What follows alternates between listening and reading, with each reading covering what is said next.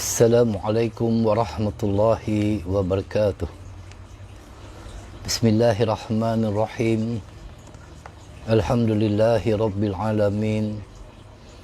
Wassalatu wassalamu ala asyrafil anbiya'i wal mursalin wa ala alihi wa sahbihi ajma'in.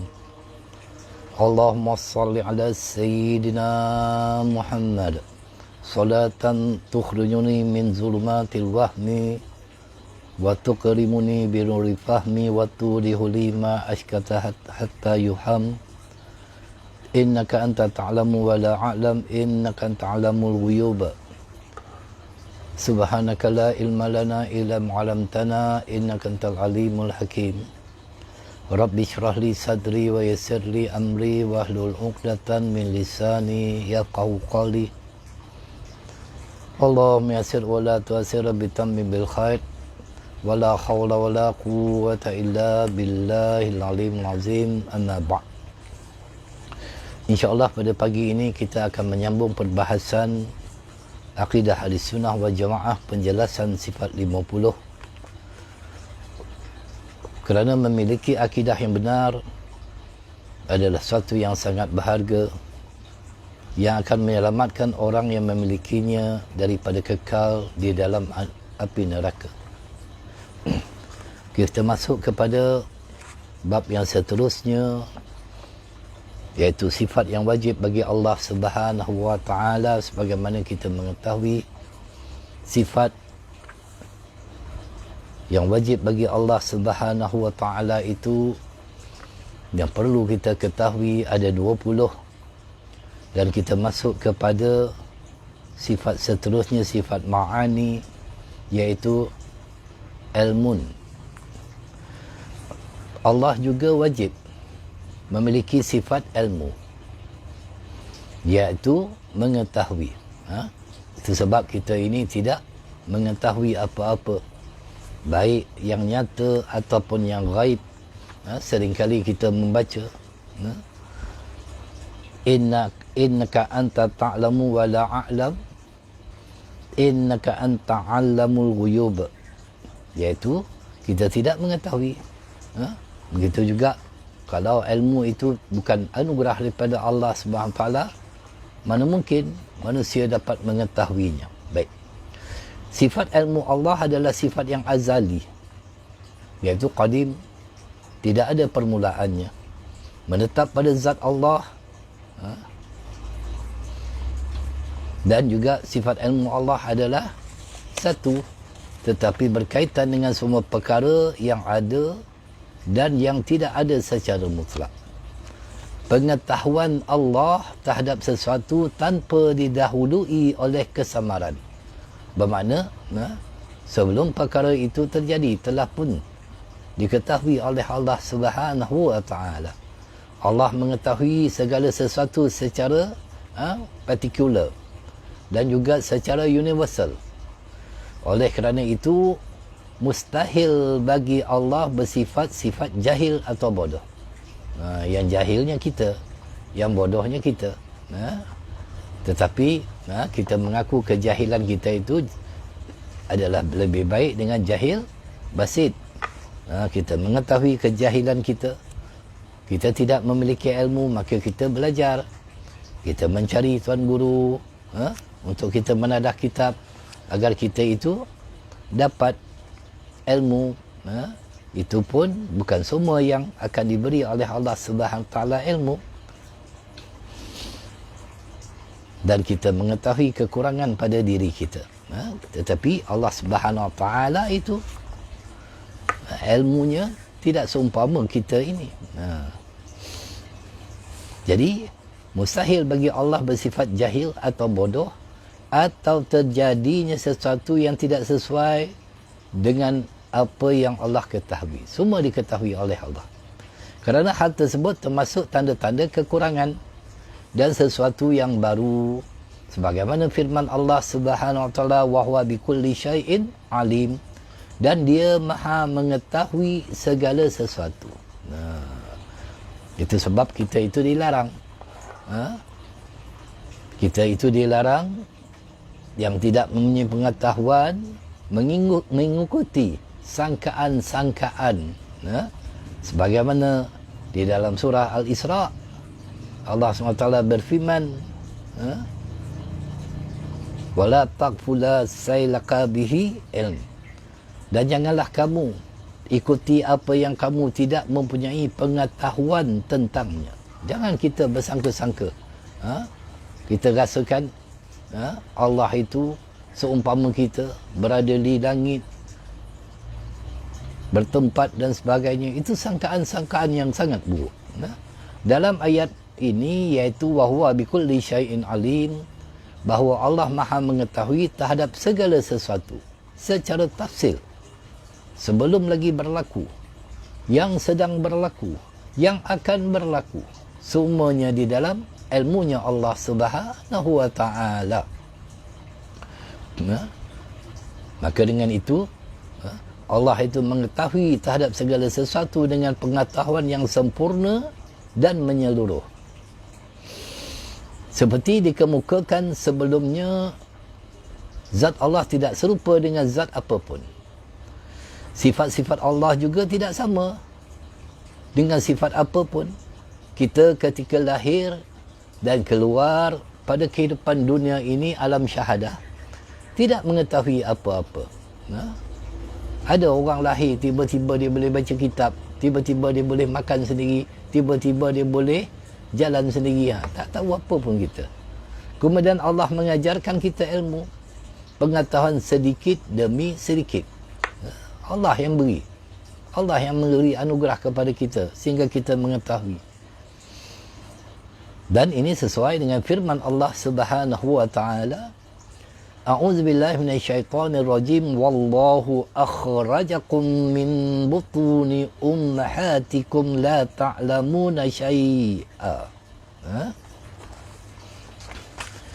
Dan Allah mengeluarkan kamu dari perut ibumu dalam keadaan tidak mengetahui sesuatu pun. Kita keluar daripada perut ibu kita kan, tak tahu apa pun. Nak makan pun tak tahu, tahu menangis saja dah. Menangis sajalah. Allahu Akbar. Jadi apabila kita itu dah besar, dah pandai sikit, kita sombong dengan Allah.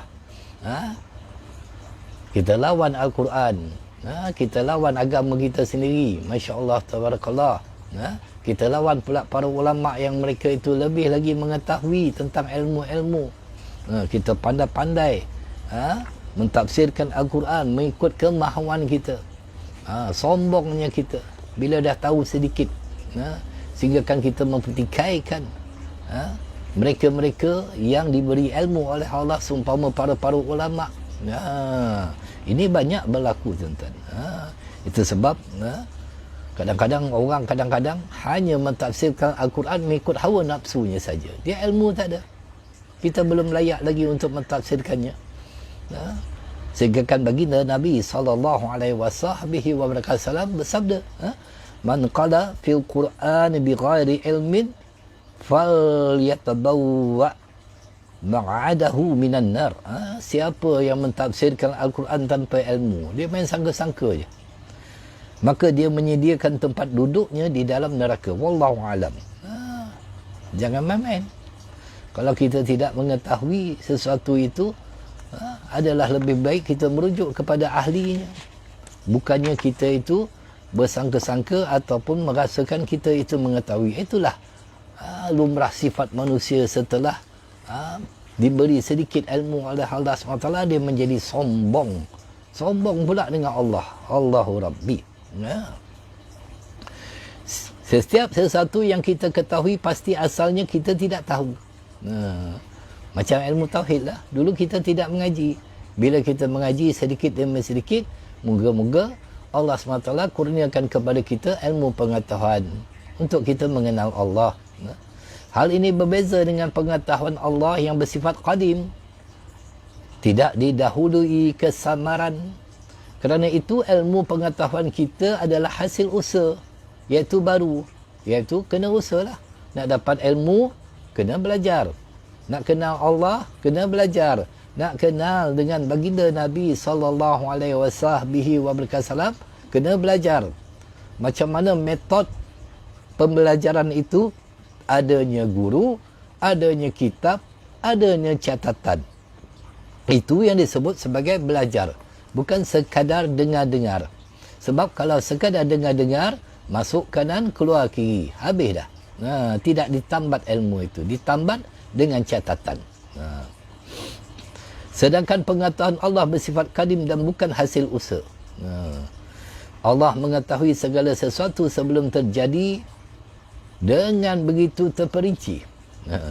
Dan sifat-sifatnya yang begitu detail, accurate, betul-betul detail. Kita kesamaran main agak-agak. Allah mengetahui siapa yang pagi ini yang sembahyang subuh, Allah tahu. Siapa yang bangun, Allah tahu. Siapa yang berzikir, Allah tahu. Besar dan kecil, semuanya secara detail. Allah juga mengetahui setelah terjadi seperti yang Allah ketahui sebelumnya. Pengetahuan Allah terhadap apa yang telah berlalu, sedang terjadi dan akan terjadi. Kita ni Allah tahu masuk mana nanti, syurga atau neraka. Apa nasib kita, semua diketahui oleh Allah. Kita yang tidak mengetahui. Kita tidak mengetahui. Orang yang berniaga kan, untung ke tak untung kalau dibuka kedai pagi ni. Kita tak tahu. Dia tak tahu boleh untung ke tak boleh untung. Tetapi Allah mengetahuinya. Begitu. Maka pengetahuan Allah itu, yang telah berlalu, kita yang telah berlalu, banyak yang kita tak tahu. Sebelum kita lahir, apa yang berlaku, kita tidak mengetahuinya. Kecuali datang pengkhabaran ada orang yang menceritakan, itu pun tidak secara detail. Sedang terjadi dan akan terjadi, tidak ada perbezaannya. Kerana masa lalu, sekarang dan akan datang merupakan hal yang relatif bagi kita. Sedangkan Allah tidak dibatasi oleh waktu dan tempat. Kemudiannya sifat hayat, iaitu maha hidup, yuhyi wa yumit. Allah juga memiliki sifat hayat, iaitu hidup. Sifat hayat bagi Allah adalah sifat yang azali, tidak ada permulaannya. Allah itu wujud, tidak ada permulaannya, sejak azali lagi. Bila? Wallahu alam, kita tidak mengetahuinya. Kerana keterbatasan kita itu dalam mengetahui sesuatu itu. Sedangkan Allah SWT itu bersifat hayat, tidak ada permulaan dan abadi selama-lamanya. Yang membenarkan bahawa Allah memiliki sifat ilmu, kudrat dan iradat. Allah SWT berfirman tentang sifat hayatnya.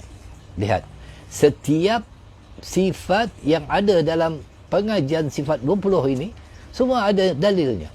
Jadi macam mana orang yang mengatakan tidak ada dalil, yang mengatakan ia adalah rekaan semata-mata, kerana setiap sumber ilmu yang dibuat oleh para ulama itu berdasarkan kepada dalil Al-Quran, As-Sunnah. Sifat hayatnya Allah SWT berfirman, Allahu la ilaha illa huwal hayyul qayyum. Allah tidak ada Tuhan yang berhak disembah melainkan Dia, yang hidup kekal lagi terus menerus mengurus makhluknya. Allah terus menerus menguruskan kita. Kita tak boleh terus menerus. Mati, kita itu orang yang uruskan kita, orang yang mandikan kita, orang yang pakaikan kita baju dengan kafan, orang yang bawa kita ke kubur, orang yang usung kita ke masjid untuk disemayangkan. Boleh urus sendiri-sendiri? Tak boleh. Itu sebab jangan sombong dengan Allah Subhanahu Wa Taala. Kerana kita itu diuruskan oleh Allah Subhanahu Wa Taala. Wa tawakkal 'alal hayyil ladzi la yamut. Dan bertakwalah kepada Allah yang hidup kekal, yang tidak mati. Benar-benar bertakwa, takut benar-benar. Dalam kedua ayat ini ditegaskan bahawa Allah Maha hidup kekal. Sebelumnya kita telah mengetahui bahawa Allah berbeza dengan semua makhluknya. Demikian pula dalam sifat hayat, Allah juga berbeza dengan makhluknya. Berbeza. Kita hidup juga, tapi ada jangka hayat. Ada expire date-nya kita tu. tiba waktunya, mati dah kita. Tak lama lagi dah. Sorang, habis dah.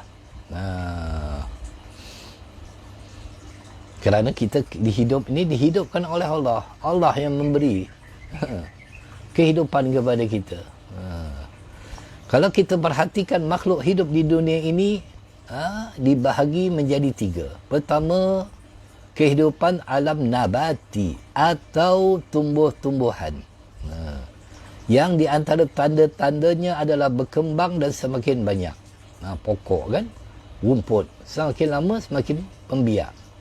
Tapi apakah dia kekal? Tak. Datang orang racun, matilah dia.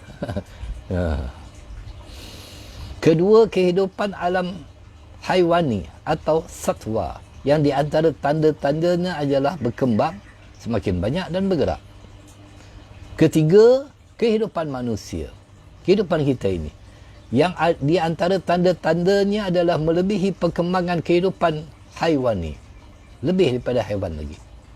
Seperti meningkatnya cara berfikir, semakin matang. Dulu fikiran kita tak matang.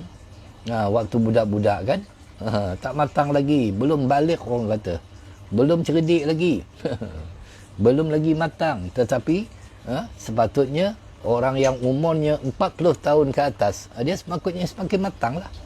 Tahu memilih, tahu bahawa kehidupan dunia ini tidak kekal untuknya. Orang yang dah Allah panjangkan umurnya, semakin matang untuk berfikir.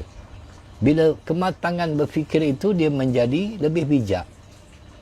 Bila dia bijak, apa yang dia pilih? Yang kekal ataupun yang fana? Yang kekal. Yang kekal apa dia? Akhirat. Maka dia beramal soleh. Maka dia menambah ilmu-ilmu pengetahuan dan sebagainya. Agar kita itu mematangkan fikiran kita.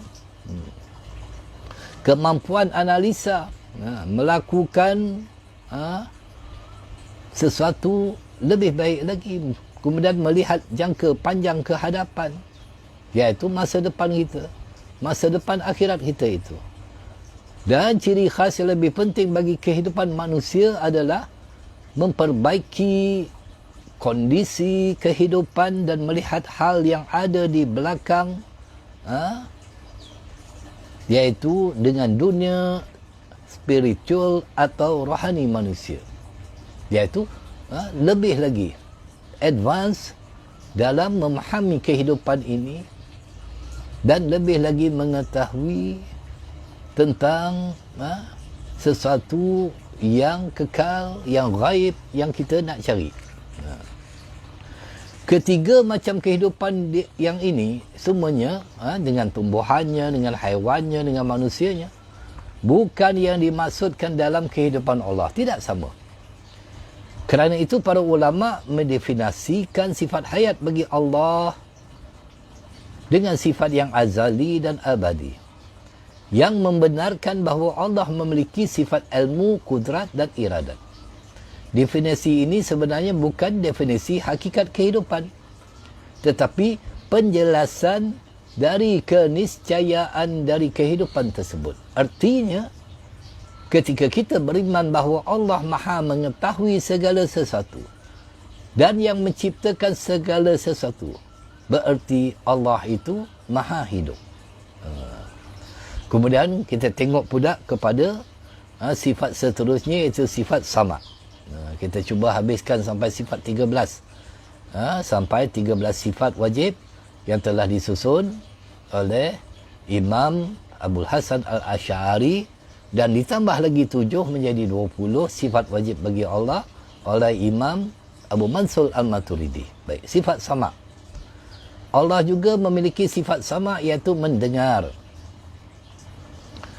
Dalam begitu banyak ayat di dalam Al-Quran, Allah SWT menjelaskan bahawa dia Maha mendengar. Maha mendengar.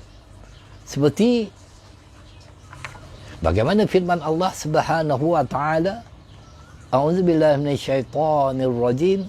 Qad sami'allahu qawlan lati tujadiluka fi zawjiha wa tashtaki ila Allah Wa tashtaki ila Allah wallahu yasma'u tahawurukuma. Innallaha sami'un basir. Sesungguhnya Allah telah mendengar perkataan wanita yang mengajukan gugatan kepada kamu tentang suaminya dan mengadukan halnya kepada Allah. Dan Allah mendengar soal jawab antara kamu berdua. Sesungguhnya Allah Maha mendengar lagi Maha melihat. Itu sebab kita berdoa kepada Allah sama ada secara sir, secara jahar, didengar oleh Allah. Itu sebab kita berhati-hati dengan lisan kita. Kita berhati-hati dengan ucapan kita. Kerana setiap ucapan kita itu, Allah itu Maha mendengar. Kalau buruklah ucapan kita itu, maka buruklah. Allah, buruklah bagi siapa? Buruklah bagi kita. Sentiasa ucapkan yang baik-baik. Kerana Allah itu suka mendengar yang baik-baik. Apatah lagi dengan memuji kepada Allah SWT. Jadi Allah mengetahui. Allah mendengar. Kita kadang-kadang buat cerita bukan-bukan. Ribah, fitnah orang. Kita rasa orang yang kita fitnah itu tidak mengetahui, tak apalah. Tapi Allah mendengar. Itu jaga-jaga tu. Itu sebab orang yang hidup bertuhan ni, orang yang hidup berakidah ni, dia sangat-sangat menjaga setiap perbuatannya, perkataannya. Dijaga betul-betul.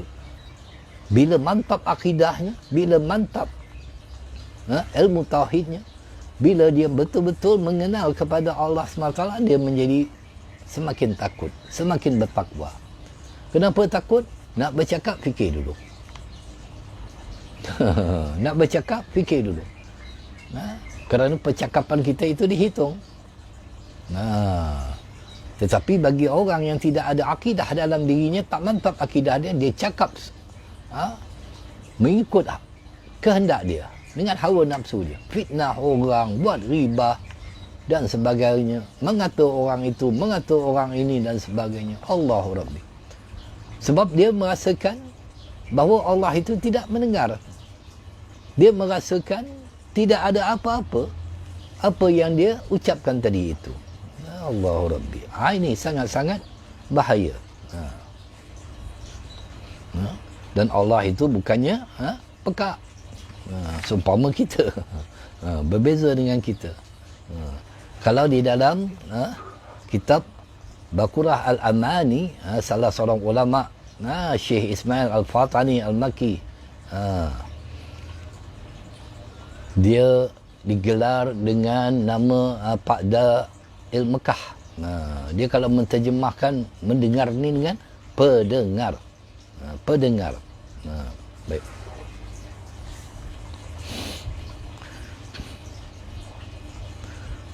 Rasulullah sallallahu alaihi wasallam juga bersabda kepada orang-orang yang mengeraskan suaranya dalam berzikir. Itu Allah itu bukan pekak.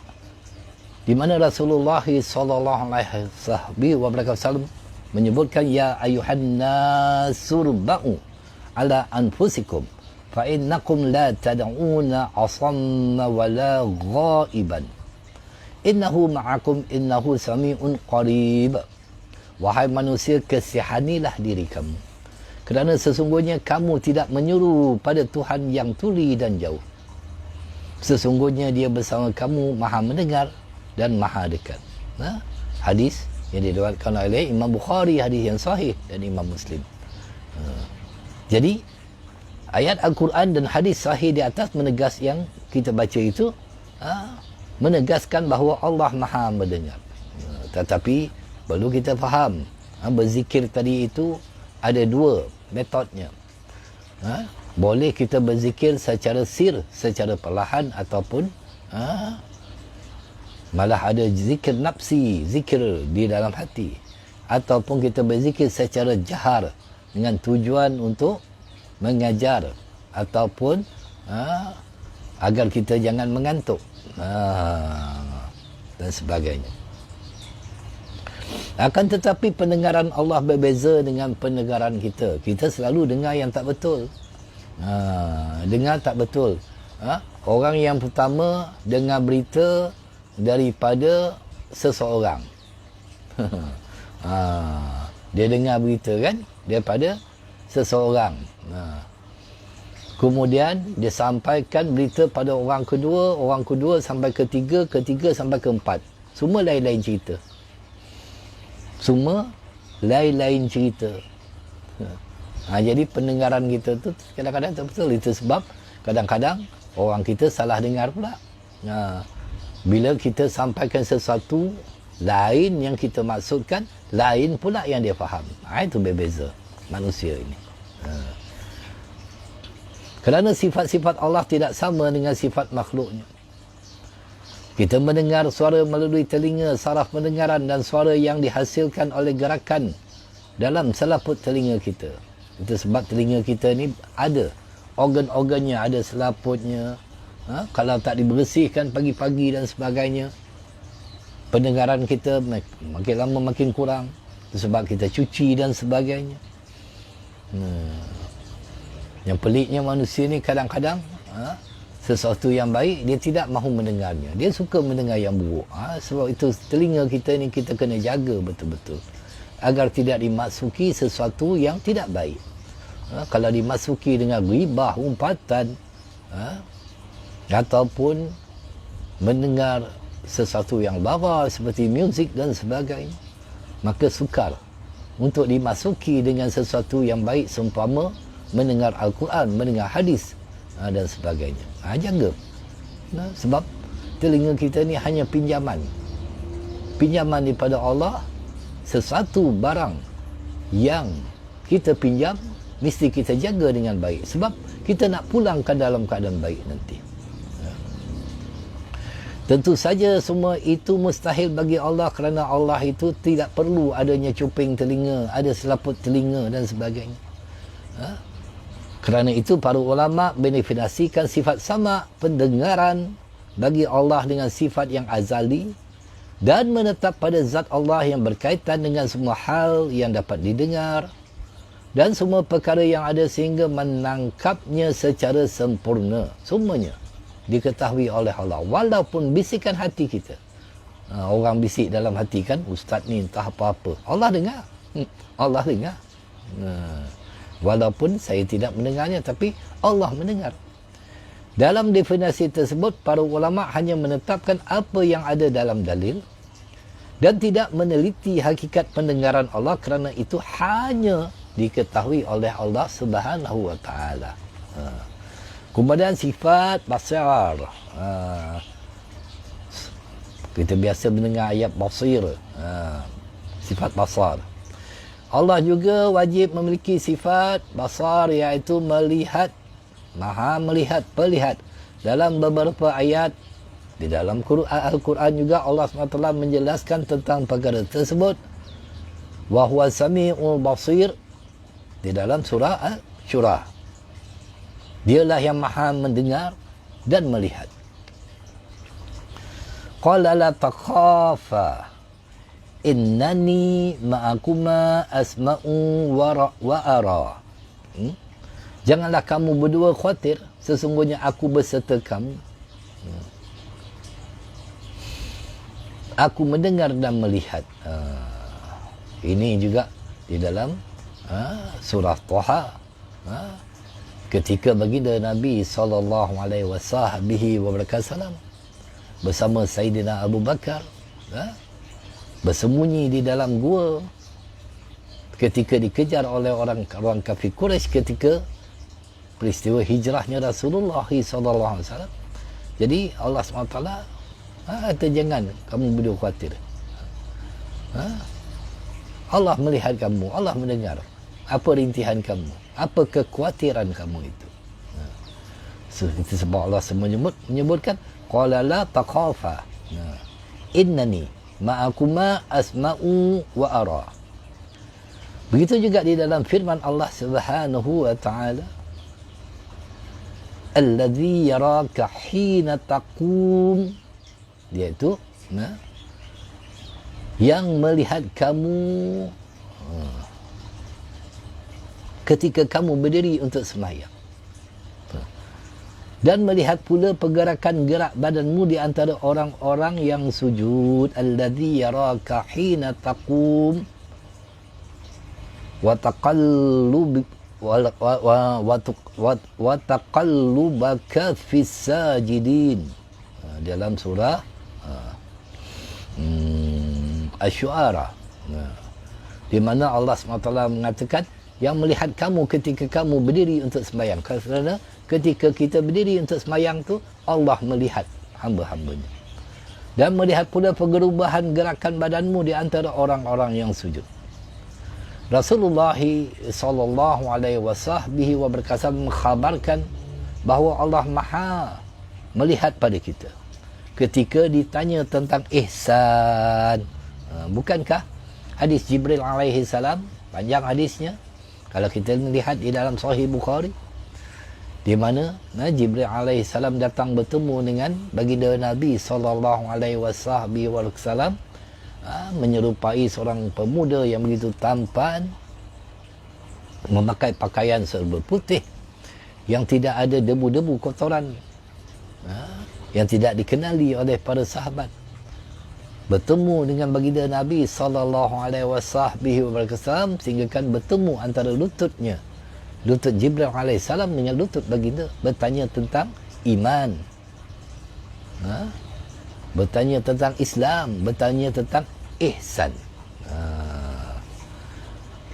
Maka dengan itu dijawab oleh Rasulullah sallallahu alaihi wasallam, anta'budallahu ka'annaka tarahu fa in lam takun tarahu fa innahu yaraka. Kamu beribadah kepada Allah seakan-akan kamu melihatnya. Apabila kamu tidak melihatnya, maka sesungguhnya dia melihatmu. Dalil-dalil yang telah disebutkan menjelaskan bahawa Allah Maha melihat pada segala sesuatu.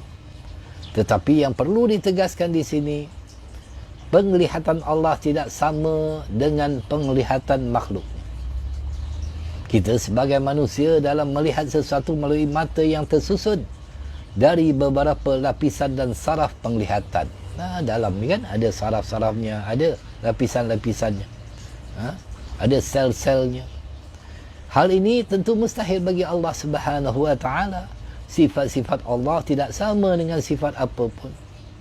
Kerana itu para ulama mendefinisikan sifat basar Allah dengan sifat yang azali, yang menetap pada zat Allah dan berkaitan dengan semua perkara yang dapat dilihat dan semua perkara yang ada, sehingga melihatnya secara sempurna. Dalam definisi ini, para ulama menetapkan sifat basar berdasarkan dalil Al-Quran dan hadis. Mereka menjelaskan makna yang layak bagi basar, penglihatan Allah, bahawa maksudnya adalah sifat yang qadim, di mana dengan sifat tersebut dapat menangkap semua hal yang dapat dilihat dan semua hal yang ada di alam raya ini. Maksud sesuatu yang dilihat adalah apa sahaja yang dapat dilihat oleh pandangan makhluk, seperti warna, sinar dan bentuk. Sedangkan maksud hal-hal yang ada adalah mencakupi berbagai macam suara, aroma, rasa dan lain-lain yang tidak dapat dilihat oleh manusia. Kita balik tembok, kita tak dapat nak tengok dah. Tersembunyi, tak boleh dah. Dalam dunia ini kan banyak perkara-perkara yang tidak boleh, tidak mampu dilihat oleh manusia. Kerana keterbatasan penglihatan manusia, hanya mampu melihat hal-hal yang di hadapan mata saja. Di sebaliknya tak nampak dah. Tetapi berbeza dengan Allah.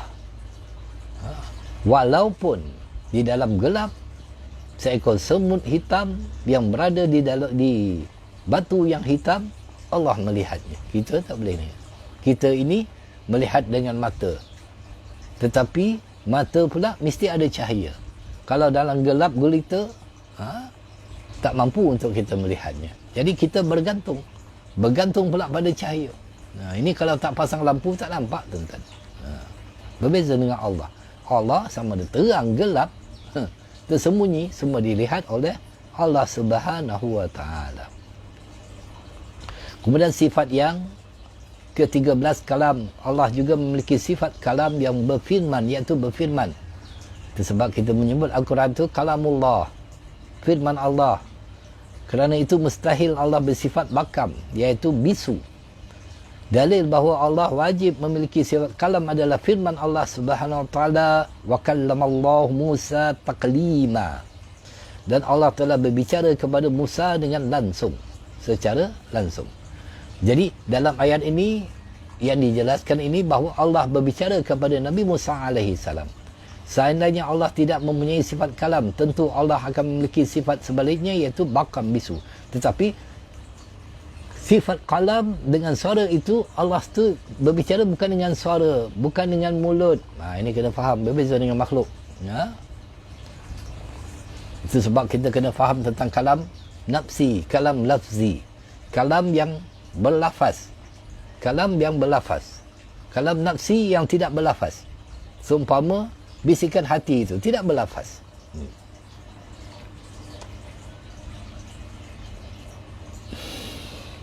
Kerana kalau bisu pula adalah kekurangan yang mustahil bagi Allah Subhanahu wa taala. Para ulama mendefinisikan sifat kalam ini dengan sifat yang azali, tidak ada permulaannya dan abadi yang menetap pada zat Allah yang tidak berupa huruf, suara dan bahasa. Jadi ini nak membezakan sifat kalam Allah, berkata-katanya Allah itu dengan berkata-katanya manusia. Allah tidak perlu kepada, tidak ada huruf, tidak ada suara, tidak ada bahasa. Jadi kadang-kadang orang tanya, bagaimana dengan Al-Quran sebagai kalamullah yang ditulis dalam mushaf, dibaca dengan lidah, didengar melalui telinga dan dihafal di dalam hati. Semua ini tanda-tanda bahawa hal tersebut baru. Jadi para ulama menjelaskan Al-Quran ketika diucapkan ada kalanya maksudnya adalah kalam Allah yang sifat yang menetap pada zatnya. Dan ada kala maksudnya adalah perkataan yang diturunkan kepada junjungan kita Nabi Muhammad sallallahu alaihi wasallam dengan dalil firman yuridunu ay yubaddilu kalam Allah. Mereka hendak merubah firman Allah. Berbeza. Itu sebab kena faham tentang kalam yang berlafaz, itu kalam lafzi. Al-Quran yang ada pada kita ini berbeza dengan Al-Quran yang Allah turunkan. Yang itu bukan makhluk. Kalamullah bukan makhluk. Tetapi Al-Quran yang ada sekarang ni yang berlafaz. Itu sebab kalam nafsi dengan kalam lafzi. Kena faham tentang perkara ini. Itu sebab Imam Ahmad bin Hanbal radhiyallahu ta'ala sanggup dipenjara, sanggup disebat dengan rotan kerana mempertahankan bahawa Al-Quran itu bukan makhluk. Al-Quran bukan makhluk. Kemudian Imam Syafi'i radhiyallahu ta'ala juga ditanya oleh khalifah ketika itu, bagaimana pendapat engkau wahai Muhammad, iaitu Imam Syafi'i, tentang Al-Quran kalamullah, apakah ia makhluk? Maka Imam Syafi'i ini mempunyai kecerdikan yang luar biasa, yang tidak mampu kadang-kadang difahami oleh orang-orang yang tidak dianugerahkan oleh Allah SWT ilmu. Maka Imam Syafi'i menggunakan keilmuannya itu dengan benar-benar dan menjawab kepada khalifah yang bertanya, apa pendapat kamu tentang Al-Quran? Apakah Al-Quran itu makhluk? Maka Imam Syafi'i dia tunjuk tangan dia.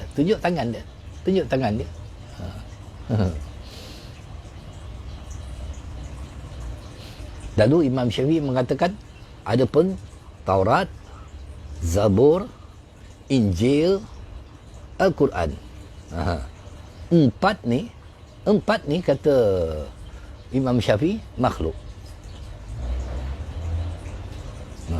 Taurat, Zabur, Injil, Quran, empat ni makhluk. Maka terlepaslah hukuman khalifah terhadap Imam Syafi'i kerana kecerdikannya itu. Kerana yang dimaksudkan oleh Imam Syafi'i bukannya Al-Quran itu makhluk, tetapi jari ni. Ni empat ni makhluk. Masya Allah, tabarakallah. Itu hebatnya para ulama kita dalam ilmu mantiknya dan sebagainya. Jadi ayat yang menyebutkan yuriduna ay yubaddilu kalam Allah, iaitu mereka hendak merubah firman Allah, iaitu orang-orang kafir, bermaksud merubah kalimah Al-Quran yang diturunkan kepada baginda Nabi SAW, bukannya merubah sifat kalam Allah yang menetap pada zatnya. Oleh itu, kerana ketika ini dimasukkan dengan Al-Quran adalah sifat yang menetap pada zatnya, maka Al-Quran yang akan kita baca, yang rajin kita baca tu, Al-Quran yang menetap pada zat itu tidak berupa huruf, suara dan bahasa. Apabila yang dimasukkan dengan Al-Quran dan kitab-kitab samawi lainnya tersebut adalah kalimah yang diturunkan, maka ada yang berbahasa Arab, ada yang berbahasa Ibrani, ada yang berbahasa Suryani. Jadi semua bahasa tersebut dan bahasa-bahasa lainnya tidak ada pada azali. Tidak ada. Lalu Allah SWT menciptakannya. Cipta bahasa. Ada bahasa Arab, ada bahasa Ibrani, sehingga ada dan digunakan oleh umat manusia. Allah Subhanahu Wa Taala ada sebelum segala sesuatu yang ada di alam ini tercipta. Allah berfirman, berbicara sebelum terciptanya bahasa-bahasa tersebut. Allah juga terus berfirman, kerana itu mustahil apabila kalimat yang diturunkan tersebut adalah hakikat kalam Allah yang menetap pada zatnya dan bersifat azal, tidak berpermulaan. Ini kalamullah. Itu sebab kita mempelajari ilmu kalam ni kena berhati-hati, faham betul-betul. Kitab-kitab samawi kan, yang ada seperti Al-Quran, Taurat, Zabur, Injil adalah ungkapan dari kalam Allah yang menetap pada zatnya. Ini ungkapan daripada kalam Allah. Meskipun ungkapannya merupakan sesuatu yang baru, maka bukan bererti kalam atau sifat yang diungkapkan juga baru. Jadi kita menuliskan di papan hitam, kita tulis sesuatu itu kata-kata Allah, qala Allah Ta'ala. Lalu tulisan tersebut ditanyakan kepada seseorang, apa ni? Jadi orang itu akan menjawab Allah. Kita tulis Allah, orang itu jawab Allah. Sudah pasti orang tersebut tidak bermaksud bahawa tulisan itu adalah zat Allah.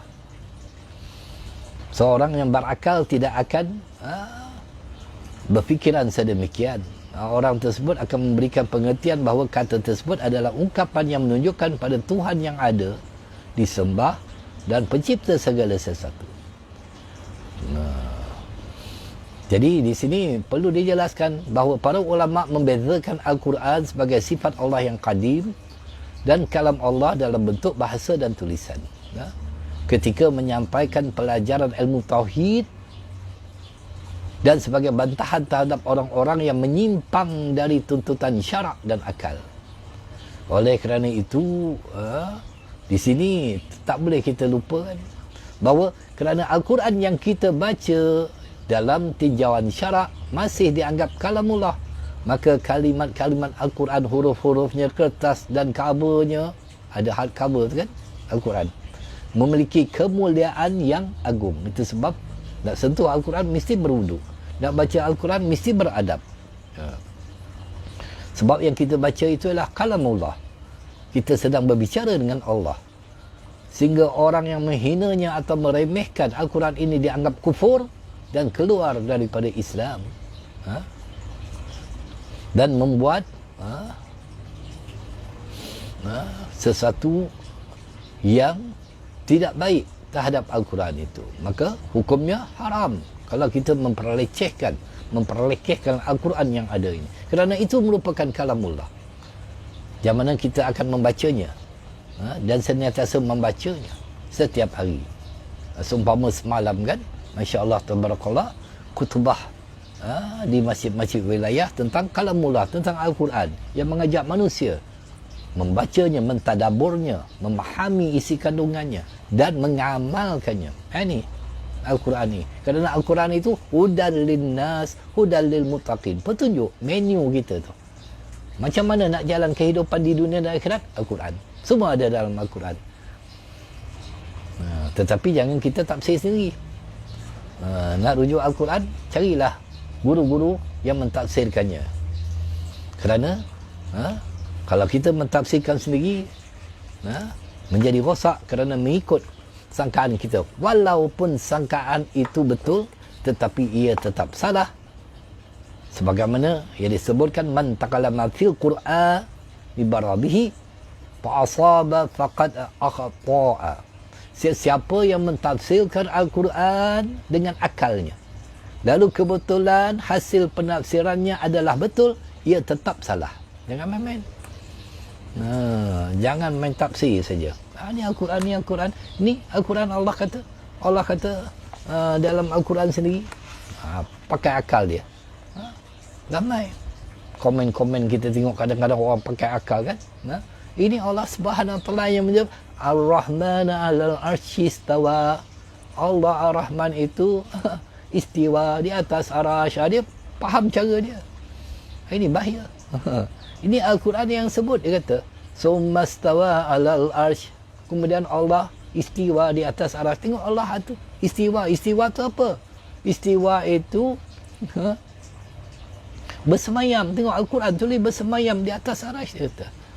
Bersemayam tu duduk atas arasy, dia kata. Akhirnya dia mengambil pendekatan secara literal dan memahami bahawa Allah itu tempatnya di langit. Allah itu duduk di langit. Ini sangat bahaya. Ini yang merosakkan akidah bila memahami Al-Quran secara literal. Secara literal tanpa merujuk kepada ahlinya, kepada para mufassir yang sebenarnya di kalangan ulama-ulama ahli sunnah wal jamaah. Jangan kita ikut ahli-ahli bid'ah yang menyesatkan umat Islam pada akhir zaman ini dengan melakukan penafsiran Al-Quran mengikut kehendak hatinya, dengan mengatakan Allah itu bertempat, Allah itu turun naik dan sebagainya. Nauzubillahi min zalik. Baik. Jadi dengan sifat yang 13 tadi yang telah kita menyusurinya, mengantarkan pada kesimpulan bahawa Allah wajib bersifat dengan kudrat, iradat, ilmu, hayat, sama', basar dan kalam.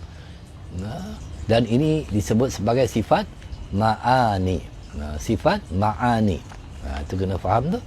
Sifat ma'ani. Kadang-kadang ada orang tak pernah dengar apa ni sifat ma'ani ni. Yang tak dengar tu sebab dia tak mengaji lah. Dia mudah je. Kalau dia mengaji, dia tahu. Kalau dia tak mengaji, maka dia tak tahu sifat ma'ani. Apa itu sifat ma'ani? Nama orang ma'ani adalah, dia kata. Sifat ma'ani ni apa dia?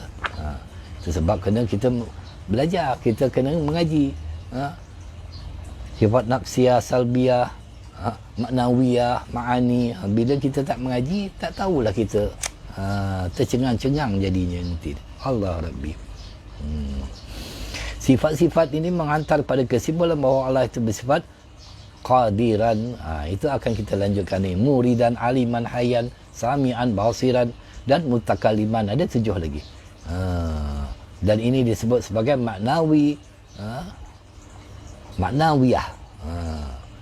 Jadi kita akan sambung nanti pembicaraan ini pada masa akan datang, iaitu ada 7 lagi sifat maknawiyah yang akan kita bahaskan. Yang ini yang disusun oleh Imam Abu Mansur Al-Maturidi. Mudah-mudahan dengan sedikit pengkongsian pada pagi ini, Allah SWT senantiasa menjaga akidah kita. Kerana inilah pokok usul yang perlu kita jaga. Jangan sampai kita itu tergadai akidah kita dengan orang-orang yang tidak bertanggungjawab, yang membawa kepada kesesatan kepada umat, yang kita takut yang berlaku pada akhir zaman ini, yang begitu ramai mereka itu kadang-kadang diberi tempat, keluar di radio, corong-corong radio, keluar di TV dan sebagainya. Apatah lagi pada hari ini ilmu kesesatan banyak yang tersebar melalui YouTube, melalui live FB dan sebagainya. Jadi ini perlu kita jaga agar kita itu dapat beribadat dengan betul-betul kita itu hidup berakidah bertuhan dan mengikut akidah yang mazhab kita itu mengikut jalan tauhid yang telah disusun oleh Imam Abu Hasan Al-Asy'ari dan Imam Abu Mansur Al-Maturidi. Kata Imam Ghazali rahimahullah, la tusihul ibadata illa ba'da ma'rifatil ma'bud. Tidak sah ibadat seseorang itu sehingga dikenal siapa Tuhan yang disembah. Jadi cukup sekadar itu. Mudah-mudahan Allah SWT pelihara akidah kita. Azza wa billahi taufiq. Assalamualaikum warahmatullahi wabarakatuh.